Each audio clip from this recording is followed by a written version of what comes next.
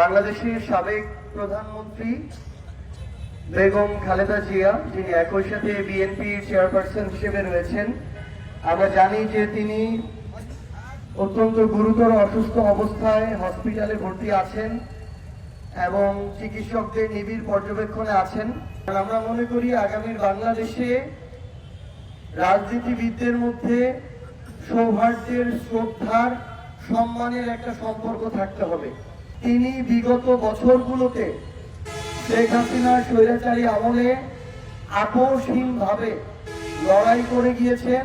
Jail জীবনে তাকে বন্দী রেখে তার শরীরকে বিষাক্ত করে তাকে ধীরে ধীরে অসুস্থ করে তুলেছেন এবং তিনি আজকে একটি কঠিন সময় পার করছেন।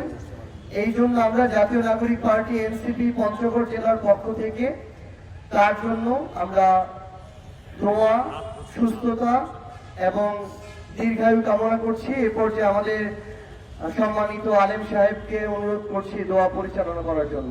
ইয়া আল্লাহ, আপনি হায়াতের মালিক। ইয়া আল্লাহ, আপনি মৌতের মালিক। ইয়া আল্লাহ, আপনি স্বাস্থ্য সুস্থ রাখার মালিক।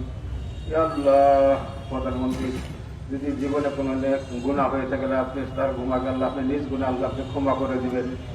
ইয়া আল্লাহ, আপনি যদি কোনো নেক আমল হয়ে থাকে তার হুজুর পাক সাল্লাল্লাহু আলাইহি ওয়াসাল্লাম পৌঁছায় দিবেন আল্লাহ।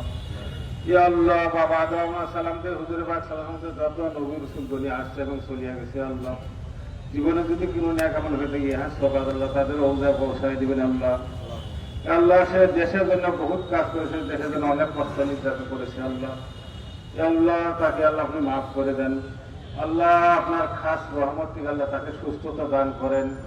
ইয়া আল্লাহ, আপনি তাদেরকে মাফ করে দেন। রব্বির হামহুমা কামা রাব্বায়ানি সগীরা, রব্বির হামহুমা কামা রাব্বায়ানি সগীরা।